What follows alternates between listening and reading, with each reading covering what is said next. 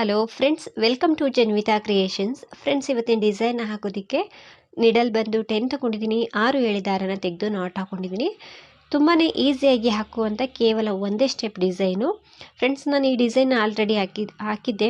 ತುಂಬ ಜನ ಕಮೆಂಟಲ್ಲಿ ಕೇಳಿದ್ರಿ ಸ್ಮಾಲ್ ಸೈಜ್ ಬೀಡ್ಗಳನ್ನ ಬಳಸಿ ಈ ಡಿಸೈನ್ ಹಾಕೋದು ಹೇಗೆ ಅಂತ. ಸೊ ಅದೇ ಡಿಸೈನ ರಿಪೀಟ್ ಮಾಡ್ತಾಯಿನಿ. ಡಬಲ್ ಕ್ರೋಶದಲ್ಲಿ ಮಾಡ್ತಾಯಿನಿ. ನಾನು ಹಾಕಿದ್ದು ಫಸ್ಟು ತ್ರಿಬಲ್ ಕ್ರೋಶದಲ್ಲಿ, ಇವಾಗ ಹಾಕ್ತಾ ಇರೋ ಡಿಸೈನು ಡಬಲ್ ಕ್ರೋಶದಲ್ಲಿ ಹಾಕ್ತಾಯಿನಿ. ತುಂಬ ಈಸಿ ಇದೆ. ನಾನಿಲ್ಲಿ 2 ಟೈಮ್ಸ್ ಲಾಕ್ ಮಾಡಿಕೊಂಡೆ. ಈ ರೀತಿ 2 ಸಲ ಲಾಕ್ ಮಾಡ್ಕೊಳ್ಳಿ, ಸೆಕ್ಯೂರ್ ಆಗಿರುತ್ತೆ. ಸ್ಟಾರ್ಟಿಂಗ್ಗೆ ಕುಚ್ಚನ್ನು ಕಟ್ಟೋದಕ್ಕೆ 5 ಚೈನ್ಗಳನ್ನ ಹಾಕ್ಕೊಳ್ತಾ ಇದ್ದೀನಿ. ಈ ರೀತಿ 5 ಚೈನ್ಗಳನ್ನ ಹಾಕಿ ಅದನ್ನು ನೀಟಾಗಿ ಇಟ್ಕೊಂಡು ಅದು ಎಲ್ಲಿಗೆ ಬರುತ್ತೆ ಅಲ್ಲಿಗೆ ನೋಡಿಕೊಂಡು ಲಾಕ್ ಮಾಡಬೇಕು. ಫ್ರೆಂಡ್ಸ್, ಹಾಗೆಯೇ ನೀವೇನಾದರೂ ಫಸ್ಟ್ ಟೈಮ್ ನೋಡ್ತಿದ್ರೆ, ಹೊಸಬ್ರಾಗಿದ್ದರೆ ಪ್ಲೀಸ್ ಸಬ್ಸ್ಕ್ರೈಬ್ ಮಾಡಿ, ಸಪೋರ್ಟ್ ಮಾಡಿ. ಹಾಗೆಯೇ ಫೇಸ್ಬುಕ್ಕಲ್ಲಿ ವಾಚ್ ಮಾಡ್ತಿದ್ರೆ ಫೇಸ್ಬುಕ್ ಪೇಜನ್ನು ಫಾಲೋ ಮಾಡಿ.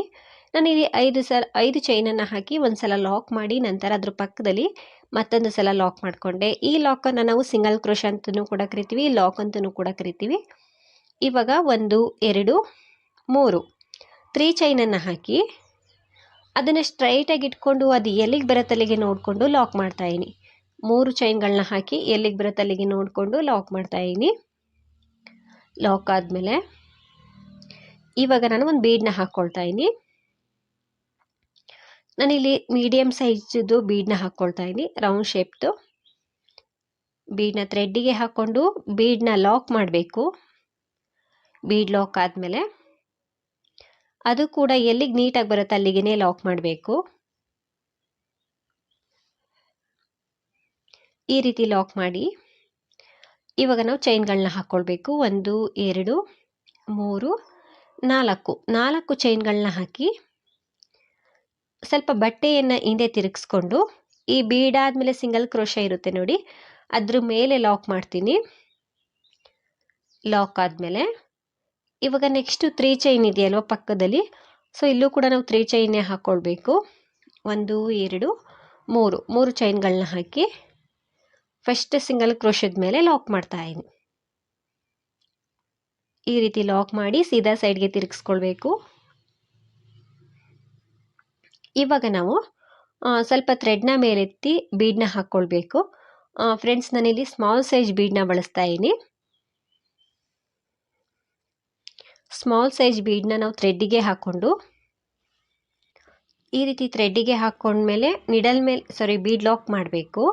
ಬೀಡ್ ಲಾಕ್ ಮಾಡಿ ನಿಡಲ್ ಮೇಲೆ ಥ್ರೆಡ್ಡನ್ನು ಸುತ್ತಕೊಂಡು ಇಲ್ಲಿ ಬಿಗ್ ಸೈಜ್ ಬೀಡನ್ನ ಹಾಕಿರ್ತೀವಿ ನೋಡಿ, ಈ ಬೀಡ್ ಕೆಳಗಡೆ 4 ಚೈನ ಹಾಕಿರ್ತೀವಲ್ಲ, ಅಲ್ಲಿ ಹೋಗಿ ಥ್ರೆಡ್ನ ತಂದರೆ ನಿಡಲ್ ಮೇಲೆ 3 ದಾರ ಇರುತ್ತೆ. 2 ದಾರದಿಂದ ಒಂದು ಸಲ ಥ್ರೆಡ್ಡನ್ನು ಹೇಳ್ಕೊಳ್ಬೇಕು, ಮತ್ತೆರಡು ದಾರದಿಂದ ಥ್ರೆಡ್ಡನ್ನು ಹೇಳ್ಕೊಳ್ಬೇಕು. 1 ಡಬಲ್ ಕ್ರೋಶ ಕಂಬ ಆಯಿತು.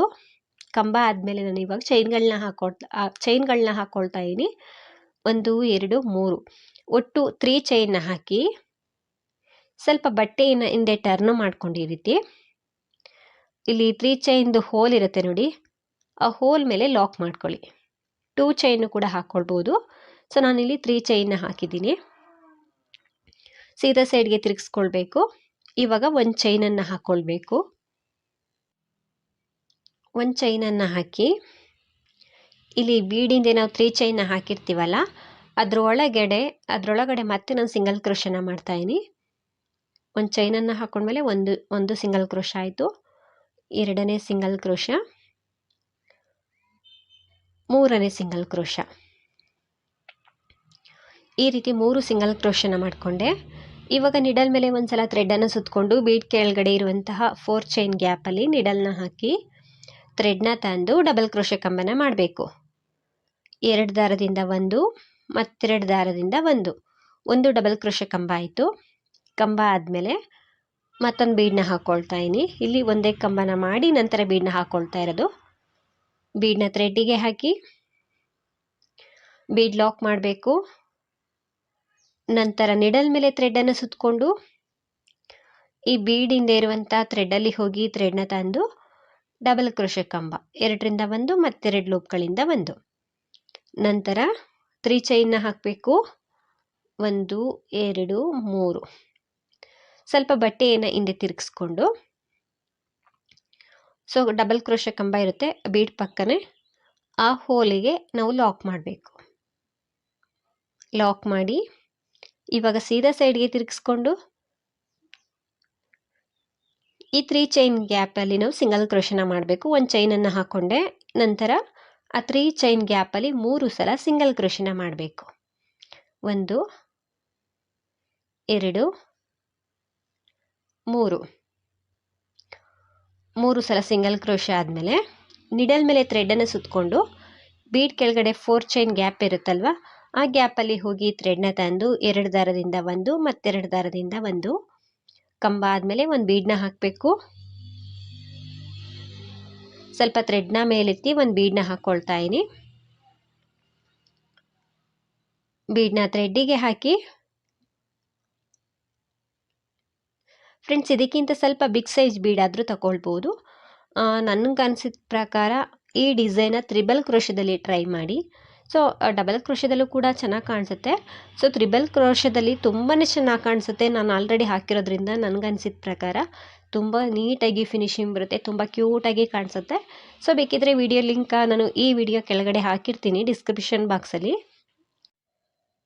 ಸೊ ನಾನು ಇವಾಗ 3 ಚೈನ್ನ ಹಾಕಿ ಬಟ್ಟೆಯನ್ನು ಹಿಂದೆ ತಿರುಗಿಸ್ಕೊಂಡು ಫಸ್ಟ್ ಒಂದು ಹೋಲ್ ಮೇಲೆ ಲಾಕ್ ಮಾಡಿಕೊಂಡೆ. ಸೊ ಒಂದು ಚೈನನ್ನು ಹಾಕ್ಕೊಂಡು ಆ 3 ಚೈನ್ ಗ್ಯಾಪಲ್ಲಿ ಸಿಂಗಲ್ ಕ್ರೋಶನ ಫಿಲ್ ಮಾಡಬೇಕು. ಒಂದು 3 ಟೈಮ್ಸ್ ಮಾಡಿಕೊಂಡ್ರೆ ಸಾಕು. ತುಂಬ ಈಸಿ ಇದೆ. ನಿಮ್ಗೇನಾದರೂ ತ್ರಿಬಲ್ ಕ್ರೋಶ ಬರೋದಿಲ್ಲ ಅನ್ನೋದಾದರೆ ಈ ರೀತಿ ಡಬಲ್ ಕ್ರೋಶದಲ್ಲೂ ಕೂಡ ಹಾಕ್ಕೊಳ್ಳಿ. ಫ್ರೆಂಡ್ಸ್, ನಾನು ನೆಕ್ಸ್ಟ್ ಆರ್ಚಲ್ಲಿ ಸ್ವಲ್ಪ ಬಿಗ್ ಸೈಜ್ ಬೀಡ್ಸನ್ನು ತಗೊಂಡು ಹಾಕ್ತೀನಿ. ಅಂದರೆ 3mm ಬೀಡ್ಸನ್ನು ಹಾಕಿ ಈ ಆರ್ಚನ್ನು ಹಾಕ್ತೀನಿ. ಅದನ್ನಾದರೂ ಆ ರೀತಿನಾದರೂ ಹಾಕ್ಕೊಳ್ಬೋದು, ಅಥವಾ ನಾನು ಇವಾಗ ಹಾಕ್ತಿದ್ದೀನಲ್ವ ಸ್ಮಾಲ್ ಸೈಜ್ ಬೀಡ್ಗಳನ್ನ ಬಳಸ್ಕೊಂಡು ಈ ರೀತಿನಾದರೂ ಹಾಕ್ಕೊಳ್ಬೋದು. ಇಲ್ಲಿ ನಮಗೆ 4 ಪೆಟಲ್ಸ್ ಬರುತ್ತೆ ಫ್ರೆಂಡ್ಸ್. ಇಲ್ಲಿ ಈ 4 ಚೈನ್ ಗ್ಯಾಪಲ್ಲಿ ಇನ್ ಕೇಸ್ ನೀವು ಬಿಗ್ ಸೈಜ್ ಬೀಡನ್ನ ಹಾಕ್ಕೊಂಡ್ರಿ ಅಂದರೆ ಸ್ಟಾರ್ಟಿಂಗ್ ಬೇಸ್ಲೈನ್ ರೀತಿ ಹಾಕಿದ್ದೀನಲ್ವ, ಆ ರೌಂಡ್ ಶೇಪ್ ಬೀಡ್ಗಿಂತ ಬಿಗ್ ಸೈಜ್ ಯಾವುದಾದ್ರೂ ಫ್ಲವರ್ ಬೀಡು ಈ ರೀತಿದು ಹಾಕ್ಕೊಂಡ್ರೆ ಇಲ್ಲಿ ನಿಮಗೆ ಆರ್ಚಲ್ಲಿ ನಾನು ಪೆಟಲ್ಸ್ನ ಮಾಡಿದ್ದೀನಲ್ವ, ಇದು ಕೂಡ ಜಾಸ್ತಿ ಆಗುತ್ತೆ. ಅಂದರೆ ಒಂದು 5 ಪೆಟಲ್ಸ್ ಬರ್ಬೋದು. ಸೊ ಕೊನೆ ಪೆಟಲ್ಸ್ನ ನಾನು ಇಲ್ಲಿ ಮಾಡ್ತಾ ಇದ್ದೀನಿ. ಈ ರೀತಿ ಸೀದಾ ಸೈಡ್ಗೆ ತಿರುಗಿಸ್ಕೊಂಡು ಒಂದು ಚೈನನ್ನು ಹಾಕ್ಕೊಂಡು ಈ 3 ಚೈನ್ ಇರುತ್ತೆ ನೋಡಿ ಬೀಡಿಂದೆ, ಅಲ್ಲಿ ಸಿಂಗಲ್ ಕ್ರೋಶನ ಫಿಲ್ ಮಾಡ್ತಾ ಇದ್ದೀನಿ. ಸಿಂಗಲ್ ಕ್ರೋಶನ ಫಿಲ್ ಮಾಡಿ ನಂತರ ನಿಡಲ್ ಮೇಲೆ ಥ್ರೆಡನ್ನು ಸುತ್ತಕೊಳ್ಬೇಕು. ಆ 4 ಚೈನ್ ಗ್ಯಾಪಲ್ಲೇ ನಿಡಲ್ನ ಹಾಕಿ ಥ್ರೆಡ್ನ ತಂದು ಡಬಲ್ ಕ್ರೋಶ ಕಂಬ. ಫ್ರೆಂಡ್ಸ್, ಇಲ್ಲಿ ನಮಗೆ 4 ಪೆಟಲ್ಸ್ ಬರುತ್ತೆ. ಈ ರೀತಿ ಕಾಣಿಸುತ್ತೆ, ತುಂಬ ನೀಟಾಗಿ ಬರುತ್ತೆ. ಮತ್ತು ಆರ್ಚ್ ಸ್ವಲ್ಪ ಚಿಕ್ಕದಾಗಿರುತ್ತೆ ಫ್ರೆಂಡ್ಸ್, ಅಷ್ಟೇ ಡಬಲ್ ಕ್ರೋಶದಲ್ಲಿ ಮಾಡಿರೋದ್ರಿಂದ. ನಂತರ ಅದು ಎಲ್ಲಿಗೆ ಬರುತ್ತೆ ಅಲ್ಲಿಗೆ ನೋಡಿಕೊಂಡು ನಾವು ಲಾಕ್ ಮಾಡಬೇಕು. ಈ ರೀತಿ ಅದು ಎಲ್ಲಿಗೆ ಬರುತ್ತೆ ಅಲ್ಲಿಗೆ ನೀಟಾಗಿ ಇಟ್ಕೊಂಡು ಲಾಕ್ ಮಾಡ್ತಾ ಇದ್ದೀನಿ. ಲಾಕ್ ಆದಮೇಲೆ ಇನ್ನೂ ಒಂದು ಸಲ ನಾವು ಲಾಕ್ ಮಾಡಬೇಕಾಗುತ್ತೆ, ಯಾಕೆಂದರೆ ರೈಟಲ್ಲೂ ಕೂಡ ನಾವು ಎಕ್ಸ್ಟ್ರಾ ಒಂದು ಸಲ ಸಿಂಗಲ್ ಕ್ರೋಶನ ಮಾಡಿದ್ದು ನೋಡಿ, ಅದಕ್ಕೋಸ್ಕರ. ಸೊ ನೀವು ಇದಕ್ಕಿಂತ ಸ್ವಲ್ಪ ಬಿಗ್ ಸೈಜ್ ಬೀಡನ್ನ ಹಾಕ್ಕೊಳ್ಬೋದು ಈ ಡಿಸೈನ್ಗೆ. ಈ ರೀತಿ ನಮಗೆ ಡಿಸೈನ್ ಕಾಣಿಸುತ್ತೆ. ಪಕ್ಕದಲ್ಲಿ ಒಂದು ಸಲ ಸಿಂಗಲ್ ಕ್ರೋಶನ ಮಾಡಿಕೊಂಡೆ. ನಂತರ ನಾನು ಇಲ್ಲಿ ಕುಚ್ಚನ್ನು ಕಟ್ಟೋದಕ್ಕೆ 5 ಚೈನ್ನ ಹಾಕ್ಕೊಳ್ತೀನಿ. 5 ಬದಲಿಗೆ ನೀವು 4 ಆದರೂ ಹಾಕ್ಕೊಳ್ಬೋದು. 5 ಚೈನನ್ನು ಹಾಕಿ ನಿಡಲ್ ಮೇಲೆ ಥ್ರೆಡನ್ನು ಎಲ್ಲಿಗೆ ಬರುತ್ತೆ ಅಲ್ಲಿಗೆ ನೋಡಿಕೊಂಡು ಲಾಕ್ ಮಾಡ್ತಾ ಇದ್ದೀನಿ. ಲಾಕ್ ಆದಮೇಲೆ ಅದ್ರ ಪಕ್ಕದಲ್ಲಿ ಇನ್ನೂ ಒಂದು ಸಲ ನಾವು ಲಾಕ್ ಮಾಡಬೇಕಾಗುತ್ತೆ. ನಂತರ 3 ಚೈನ್ನ ಹಾಕಬೇಕು. ಸೊ ನಾವು ಲೆಫ್ಟಿಂದ ಬಂದು ವರ್ಕ್ ಮಾಡೋದಕ್ಕೆ ಇದು ಹೆಲ್ಪ್ ಆಗುತ್ತೆ, ಹಾಗಾಗಿ 3 ಚೈನ್ನ ಹಾಕಿ ಲಾಕ್ ಮಾಡ್ತಾ ಇದ್ದೀನಿ. ಲಾಕ್ ಆದಮೇಲೆ ಬೀಡನ್ನ ಹಾಕ್ಕೊಳ್ತಾ ಇದ್ದೀನಿ. ಸ್ವಲ್ಪ ಥ್ರೆಡ್ನ ಮೇಲೆತ್ತಿ ಬೀಡನ್ನ ಹಾಕ್ಕೊಳ್ಬೇಕು. ಬೀಡನ್ನ ಥ್ರೆಡ್ಡಿಗೆ ಹಾಕಿ ಬೀಡ್ ಲಾಕ್ ಮಾಡಬೇಕು. ಬೀಡನ್ನ ಥ್ರೆಡ್ಡಿಗೆ ಹಾಕಿ ಬೀಡ್ ಲಾಕ್ ಮಾಡಿ ನಂತರ ಅದು ಎಲ್ಲಿಗೆ ಬರುತ್ತೆ ಅಲ್ಲಿಗೆ ನೋಡಿಕೊಂಡು ನಾವು ಬಟ್ಟೆ ಮೇಲೆ ಸಿಂಗಲ್ ಕ್ರೋಶನ ಮಾಡಬೇಕು. ಈ ರೀತಿ ಸಿಂಗಲ್ ಕ್ರೋಶನ ಮಾಡಿ ನಂತರ 4 ಚೈನ್ನ ಹಾಕಬೇಕು. ಅಂದರೆ 4 ಚೈನ್ಗಳನ್ನ ಹಾಕಬೇಕು. ನೀವು ಈ ಚೈನ್ಗಳನ್ನ ಹಾಕ್ಕೊಳ್ತೀರಲ್ವ, ಇದು ಕೂಡ ನಿಮ್ಮ ಬೀಡ್ ಮೇಲೆ ಡಿಪೆಂಡ್ ಆಗಿರುತ್ತೆ. ಇನ್ ಕೇಸ್ ಇದಕ್ಕಿಂತ ನೀವು ಬಿಗ್ ಸೈಜ್ ಬೀಡನ್ನ ತಗೊಂಡ್ರೆ ಚೈನ್ಗಳು ಕೂಡ ಇನ್ಕ್ರೀಸ್ ಆಗುತ್ತೆ. ಸೊ ಇಲ್ಲಿ ಲಾಕ್ ಆದಮೇಲೆ 3 ಚೈನ್ನ ಹಾಕಿ ಫಸ್ಟ್ ಒಂದು ಲಾಕ್ ಮೇಲೆ ಲಾಕ್ ಮಾಡ್ತಾ ಇದ್ದೀನಿ. ಇವಾಗ ನಾವು ಸೀದಾ ಸೈಡ್ಗೆ ತಿರುಗಿಸ್ಕೊಂಡು ಸ್ವಲ್ಪ ಥ್ರೆಡ್ನ ಮೇಲೆತ್ತಿ ಬೀಡನ್ನ ಹಾಕ್ಕೊಳ್ಬೇಕಿತ್ತು. ನಾನು ಫಸ್ಟ್ ಒನ್ ಆರ್ಚಲ್ಲಿ ಸ್ಮಾಲ್ ಸೈಜ್ ಬೀಡನ್ನ ಬಳಸಿದ್ದೆ. ಸೆಕೆಂಡ್ ಒನ್ ಆರ್ಚಲ್ಲಿ 3mm ಬೀಡ್ಸನ್ನು ಬಳಸ್ತಾ ಇದ್ದೀನಿ. ಅದಕ್ಕಿಂತ ಸ್ವಲ್ಪ ಬಿಗ್ ಸೈಜ್ ಬೀಡ್ ಅಷ್ಟೇ ಇದು. ಬೀಡ್ನ ಥ್ರೆಡ್ಡಿಗೆ ಹಾಕಿ ಬೀಡ್ ಲಾಕ್ ಮಾಡಬೇಕು. ಈ ರೀತಿ ಸ್ಮಾಲ್ ಸೈಜ್ ಬೀಡ್ ಆದರೂ ತಗೊಳ್ಬೋದು ಅಥವಾ 3 mm ಬೀಡ್ನಾದರೂ ತಗೊಳ್ಬೋದು. ಬೀಡ್ ಲಾಕ್ ಆದಮೇಲೆ ನಿಡಲ್ ಮೇಲೆ ಥ್ರೆಡ್ಡನ್ನು ಸುತ್ತಕೊಂಡು ಈ ಬೀಡ್ ಕೆಳಗಡೆ 4 ಚೈನ್ ಇರುತ್ತಲ್ವ, ಅದರೊಳಗಡೆ ನಿಡಲ್ನ ಹಾಕಿ ಥ್ರೆಡ್ನ ತಂದು ಡಬಲ್ ಕ್ರೋಶ ಮಾಡಬೇಕು. ಡಬಲ್ ಕ್ರೋಶ ಕಂಬ ಆದಮೇಲೆ 3 ಚೈನ್ ಹಾಕಬೇಕು. ಫ್ರೆಂಡ್ಸ್, ಅಲ್ಲೂ ಕೂಡ ನಾನು 3 ಚೈನ್ನೇ ಹಾಕಿದೆ, ಇಲ್ಲೂ ಕೂಡ ಅಷ್ಟೇ 3 ಚೈನ್ನೇ ಹಾಕ್ಕೊಳ್ತಾ ಇದ್ದೀನಿ. ಈ 3 ಚೈನ್ ಹೋಲ್ ಇರುತ್ತೆ ಫ್ರೆಂಡ್ಸ್, ಅಲ್ಲಿ ಲಾಕ್ ಮಾಡ್ತಾ ಇದ್ದೀನಿ. ಲಾಕ್ ಆದಮೇಲೆ ಸೀದಾ ಸೈಡ್ಗೆ ತಿರುಗಿಸ್ಕೊಳ್ಬೇಕು. ಸೀದಾ ಸೈಡ್ಗೆ ತಿರುಗಿಸ್ಕೊಂಡು ಒಂದು ಚೈನನ್ನು ಹಾಕ್ಕೊಂಡು ಆ 3 ಚೈನ್ ಗ್ಯಾಪ್ ಇರುತ್ತಲ್ವ, ಅಲ್ಲಿ 3 ಟೈಮ್ ಸಿಂಗಲ್ ಕ್ರೋಶನ ಮಾಡಬೇಕಷ್ಟೇ.